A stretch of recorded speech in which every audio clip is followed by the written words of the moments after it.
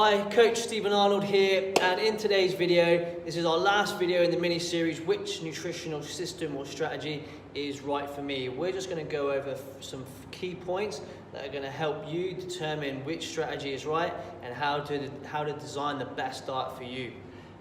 So nutritional individualization. Every single person on this planet is different. We all know that. We all look different, think different, perform different, we act different. So why don't we apply those principles to our own nutrition as well? Every single person on this planet is going to be different and respond to different foods, and that is how we need to approach nutrition. We shouldn't be looking at set systems or set products and going, this is right for me, I'm going to follow this belief system, I'm going to follow that structure. We should look at us as an individual and bring things into us. We should design nutrition to suit us rather than make us fit a system. If we take that approach, then we're going to be heading in the right direction. Don't look to follow a system. Make something designed to suit you. So how do we do that? Things we need to look at.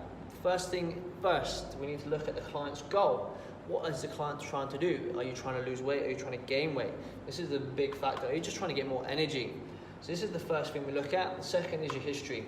Are you an excessive compulsive eater? Are you somebody that struggles with portion size? Are you somebody that just likes junk food? What's your history? How have you got to where you are?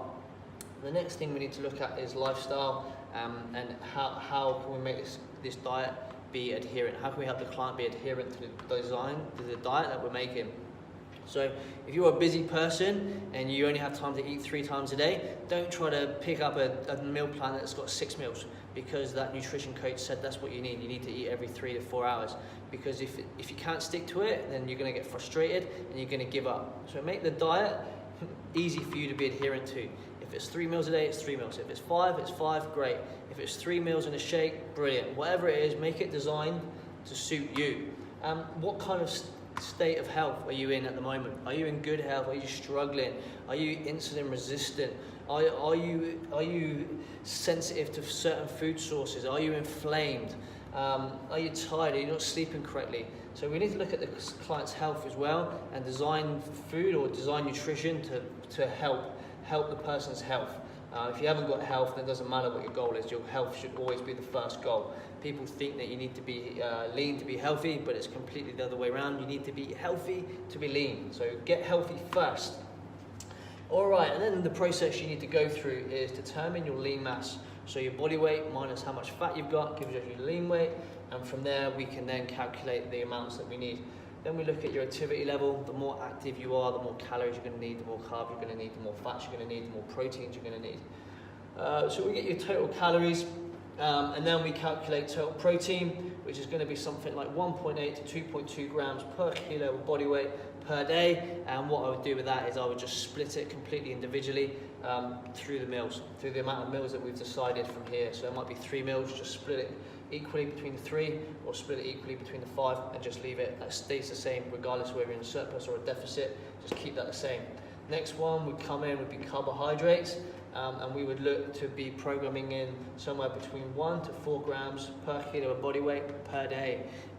So I know somebody asked me about carb backloading and all this and all that. Well, it's just not like that. You need to have carbohydrates before training, during training, and after training to fuel performance, adaptation, and recovery. And if you're taking carbohydrates out of that training window, you are just limiting how well you can perform, how well you recover, and how well you adapt to that stimulus. Carbohydrates fuel that, and that is the first rule. Protein goes first, carbohydrates second, and those carbohydrates get put around that training window.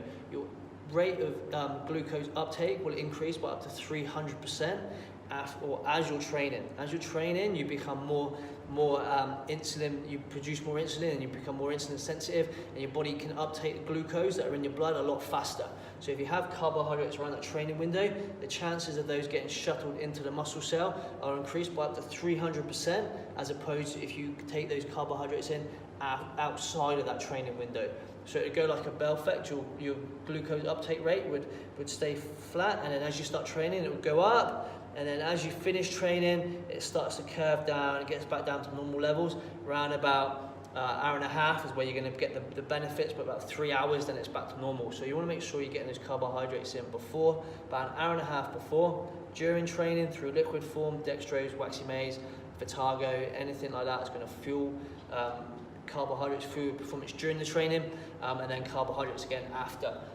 So those carbohydrates always get timed around training. And if you're just a general weight loss client looking for general weight loss, then you just want to spread your carbohydrates out evenly, because it's going to reduce cravings. If you're overweight because you've been overeating, the chances are you've been overeating carbohydrates, and if you just put all your carbohydrates in the last meal of the day, you're probably going to be getting a dip in blood sugar levels, lower than normal, lower than you're used to, and that's going to create cravings. So for performance and athletes, advanced athletes, carbohydrates always go around training because they're needed for performance, recovery, and adaptation.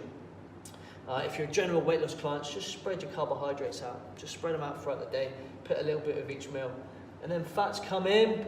These are just 20% roughly of your total calories.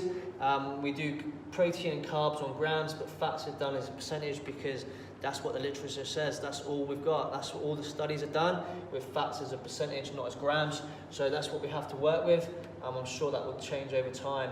And the next one's timing, source, and compliance rate. You want to make sure that you're getting your nutrients in at regular times if possible, but they also want to be timed around your training to support that training. Carbohydrates in the last meal of the day can be a great idea if you're having problems with your sleep. Carbohydrates will cause a rise in serotonin and melatonin. They're the feel-good, sleep, relaxed hormones come up from the stomach, they get released from the stomach, get into the brain, and it helps us to sleep. So we can play around with nutrient timing as well, which is going to help your health. Source, you want to make sure that you're choosing a good nutrient source, sources that agree with you, don't give you any digestive distress as well. We all have sensitivities, it's just on what level of the scale they're on, if they're severe or whether they're very mild. Some people have food sensitivities and they're so mild they don't even know about it and they live with it for their whole life. And some people get really, really bad symptoms from eating a set nutrient source. So for example, if I eat white potato, I get really bloated, I get sore in my tummy, I get flatulence, and it's just not very comfortable for me. So white potatoes are definitely out of the equation for me, and I suspect a little bit of a sensitivity to white rice as well. So you want to play around with your sources, make sure you're getting good sources that agree with you, don't get any digestive discomfort from them. And compliance, make sure that the nutritional strategy that you apply, you can stick to and you enjoy.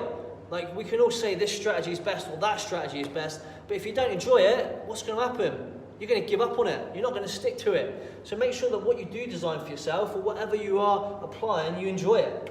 And if you enjoy it, there's more chance of you sticking to it and winning. And like we said, like, adherence is over here. You have to be able to adhere to it. If you can't do that, then it's just no good for you. And the last one is measure and review. Like, try something, see what results you get. And if it works, great, stick with it. And if it's not working, then start to change one thing at a time. Change one little thing and see, measure again, review, how did that change work?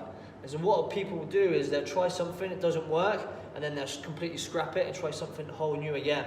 When the problem was, it might have been one thing, one element that wasn't causing them to get results. But if you eliminate everything and change everything, you're not going to know. So put something in place, use information and use your common sense to put something in place that you think is going to work for you. Measure and review. Did that work? Did that give me the rate of results that I want? Yes or no? If the answer is no, then you change one thing at a time. If the answer is yes, then great. Just keep going until it stops. And if it stops, then you start making changes. But gather all the information. Start with these fundamentals. First things first. Goal, history, lifestyle, health. Then from there, then you start getting all the information, putting it together, and then measure and review. But in terms of what's best for you, you're hearing about people doing this and people doing that. Like, learn. Knowledge and understanding is what's right. There's no such system. There's no system that's right for everybody. Everybody is individual. Everybody's different. And it's about gathering information and understanding what's best for you. Try something, because what works today might not work in 6 months, and what doesn't work today might work for you in 12 months' time. Trial, error, and learn. Education and understanding is the key. If you want more education and understanding, hop over to my Facebook page, Stephen Arnold's Health Systems. subscribe to my YouTube channel, and we'll go from there. And just keep learning, keep trying, and keep moving forward. At the end of the day, knowledge and understanding, everything is individual. That's going to get you nearly to where you want to be. If you do get any troubles, just get in touch. Always happy to help people out. Peace out.